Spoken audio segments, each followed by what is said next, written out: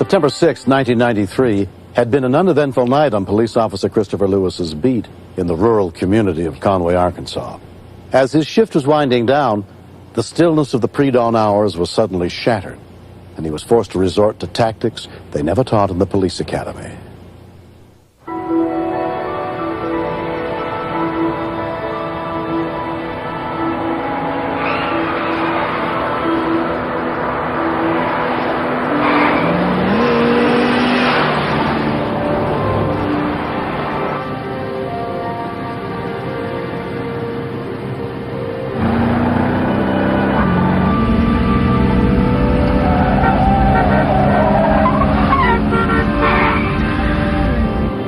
I was on routine patrol when I observed a van coming down the road driving erratically at a high rate of speed. I fell in behind the van, turned on the blue lights, and tried to initiate a stop. At that point, I thought maybe I just had a drunk driver. Usually when you fall in behind an intoxicated driver, they try to straighten up, not try to show that they've been drinking. The van did not slow down at all. They seemed to react to me turning on the blue lights, and rather than trying to straighten up, they were trying to get away, as though it wanted to get away at any cost.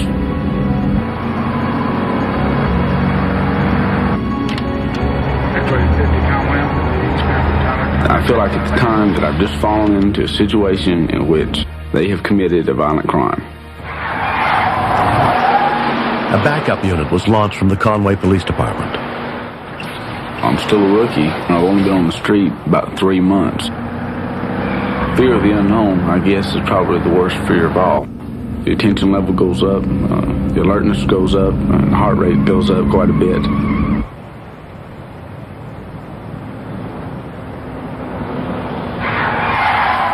All of a sudden, the van comes to an abrupt stop.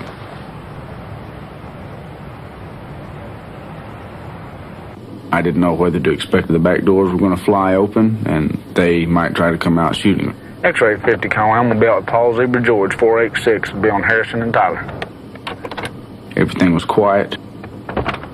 Maybe they just wanted to get rid of me before my backup could get there.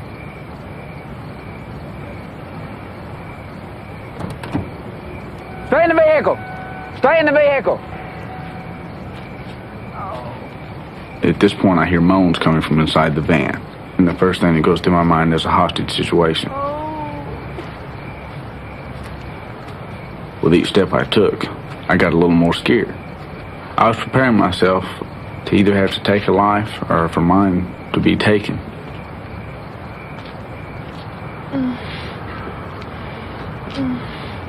Officer, I'm having a baby! When I saw there was a pregnant woman, Come in! I guess I was more scared than ever, actually. Can we go ahead and send an ambulance to this location?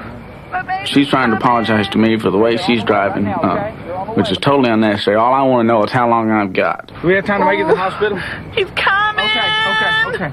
Try and relax. The ambulance is on the way, okay? When I see the baby's head, I start to step up into the van. The only place for me to get is on the steering wheel, so I position my butt on the steering wheel of the van to catch the baby when it comes out. Okay, go ahead and push for me, okay? Starting to come. We spend a lot of time in training on what to do in a violent situation, very little on what to do in a situation like this. I've got his head now. I was doing all I could to keep from going into shock at that point. All right. Okay, it's coming out, okay? Just keep on pushing. After I got a hold of the baby's head, I started to calm down a little bit and begin to think, now the baby's head is out, what am I going to do if something goes wrong? Ambulance is on the way, okay? I knew that when a baby is born, it can be stable 1 second and the next second just drop and die on you on the spot. Are you okay? Okay, we're going to be just fine. Ambulance is on the way right now, okay? The original backup officer, Sergeant Chip Stokes, arrived, who happened to be an EMT. Because I had the training and experience in it, I went ahead and we traded places, and then I've continued to deliver. Good deep breath for me. There you go, push. The conditions were very adverse because it was cool out there that night. I could definitely see relief in his face when I got there. Keep pushing. You're going to be just fine. Doing great. Doing Just great. fine, Devil. There you go. Just fine. There you go. Baby's out. Yeah. Good. Great.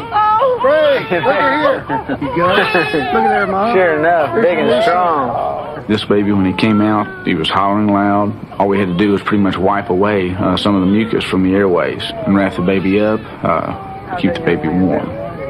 To bring life into the world like that, that's the last thing I thought I was going to be doing. He's a big, strong boy. He sure is. After the rush is over and you stop and you look at the child that just came into the world with your assistance, it's breathtaking.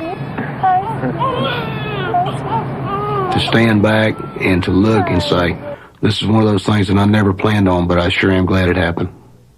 I'm going to take the baby to the ambulance and check him out a little bit more. You always hear about policemen having to take someone's life, but here was a beautiful example of a policeman bringing life into the world. I'm going to take him on to the ambulance. We can check him out. Due to the lack of time I had to react to the situation, just kept me from going into shock.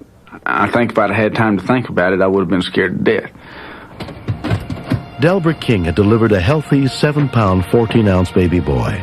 She and her husband Milton named him Christopher, the same as the first officer on the scene who helped him be born. When Delbert went into labor with her 8th child, she'd thought she could make it to the hospital in time.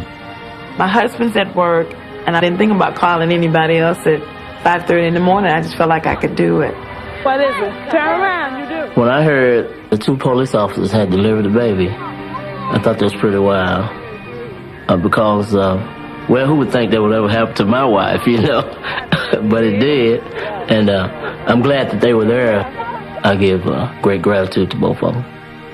Recently, Delbert's whole family got a chance to meet the 2 officers who helped deliver baby Christopher.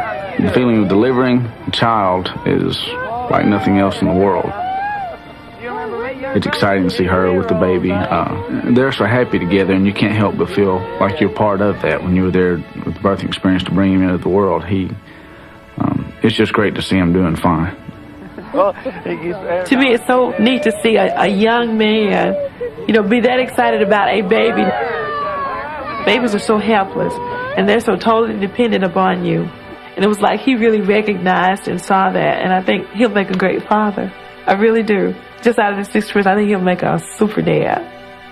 Let me see if I can hold him again here. This isn't the first time. Police get a lot of negative press. They get a lot of negative situations that they encounter. And to be involved in something that's so positive and to make such a difference in somebody's life is really great. To bring a life into the world like that, it's something that I definitely want to experience as far as having a baby of my own. I look forward to it. I don't think I'll be the one to deliver it, but I do look forward to it.